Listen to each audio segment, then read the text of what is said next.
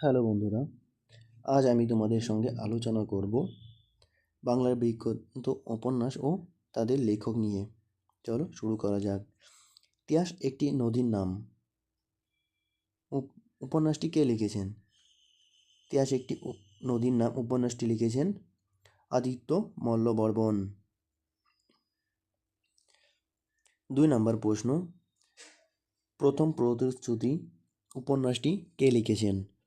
প্রথম প্রতিশ্রুতি উপন্যাসটি আশাপূর্ণী দেবী লিখেছেন। সুবর্ণলতা উপন্যাসটি কে লিখেছেন? সুবর্ণলতা উপন্যাসটি লিখেছেন আশাপূর্ণা দেবী। চতুর্থ প্রশ্ন, হুতুম প্যাঁচার নকশা উপন্যাসটি কে লিখেছেন? হুতুম প্যাঁচার নকশা উপন্যাসটি লিখেছেন কালীপ্রসন্ন সিংহ।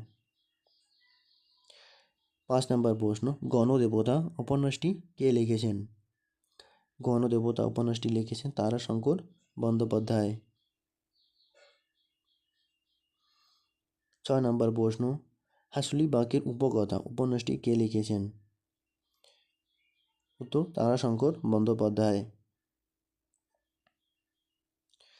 মৃত ক্ষুধা উপন্যাসটি কে লিখেছেন? মৃত ক্ষুধা উপন্যাসটি লিখেছেন কাজী নজরুল ইসলাম। 8 নম্বর প্রশ্ন, টেনিদা সমগ্র উপন্যাসটি কে লিখেছেন? টেনিদা সমগ্র উপন্যাসটি লিখেছেন নারায়ণ গঙ্গোপাধ্যায়। পরবর্তী প্রশ্ন, আলোর ঘরে দুলাল উপন্যাসটি কে লিখেছেন? প্যারীচাঁদ মিত্র আলালের ঘরে দুলাল উপন্যাসটি লিখেছেন।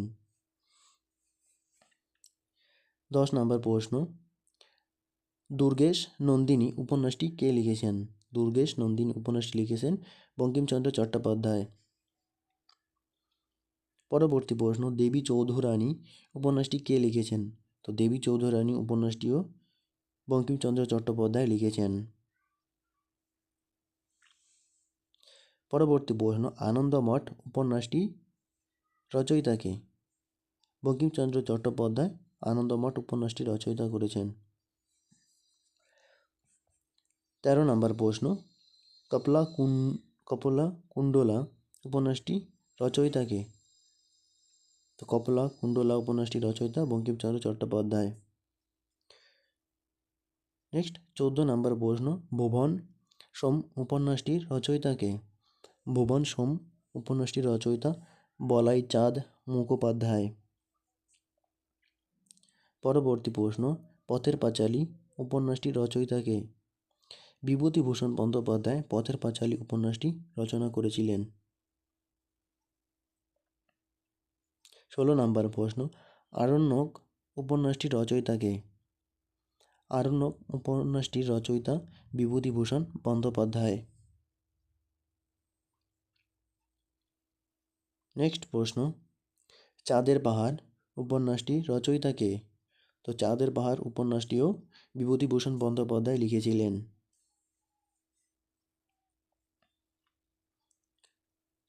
পরবর্তী প্রশ্ন, সাহেব বিবি গুলাম উপন্যাসটির রচয়িতা কে? সাহেব বিবির গুলাম উপন্যাসটির রচয়িতা বিমল মিত্র।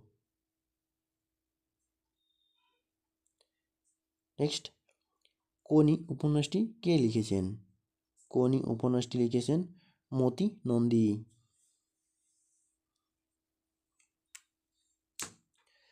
ছোটবাবু উপন্যাসটির রচয়িতা কে? ছোটবাবু উপন্যাসটিও মতি নন্দী লিখেছিলেন। পরবর্তী 21 নম্বর প্রশ্ন, হাজার চুরাশির মা উপন্যাসটির রচয়িতা কে? হাজার চুরাশির মা উপন্যাসটির রচয়িতা মহেশ্বেতা দেবী।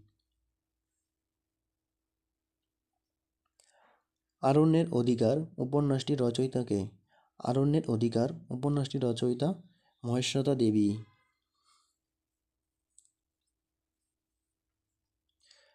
পদ্মা নদীর মাঝি উপন্যাসটির রচয়িতা কে? পদ্মা নদীর মাঝি উপন্যাসটির রচয়িতা মানিক বন্দ্যোপাধ্যায়। পরবর্তী 24 নম্বর প্রশ্ন, পুতুল নাচের ইতিকথা উপন্যাসটির রচয়িতা কে? উত্তর মানিক বন্দ্যোপাধ্যায়। 25 নম্বর প্রশ্ন, গোরা উপন্যাসটি রচয়িতা কে? তো গোরা উপন্যাসটি রচয়িতা রবীন্দ্রনাথ ঠাকুর। নেক্সট প্রশ্ন, শেষের কবিতা উপন্যাসটি রচয়িতা কে? শেষের কবিতা উপন্যাসটি রচয়িতা রবীন্দ্রনাথ ঠাকুর। নেক্সট 27 নম্বর প্রশ্ন, চোখের বালি উপন্যাসটি রচয়িতা কে? চোখের বালি উপন্যাসটি রচয়িতা রবীন্দ্রনাথ ঠাকুর। ঘরে বাইরে উপন্যাসটি রচয়িতা কে? তো ঘরে বাইরে উপন্যাসটিও রবীন্দ্রনাথ ঠাকুর লিখেছিলেন।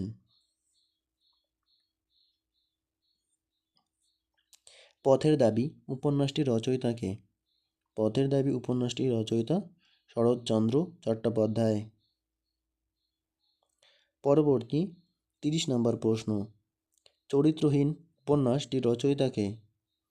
শরৎচন্দ্র চট্টোপাধ্যায় চরিত্রহীন উপন্যাসটির রচয়িতা।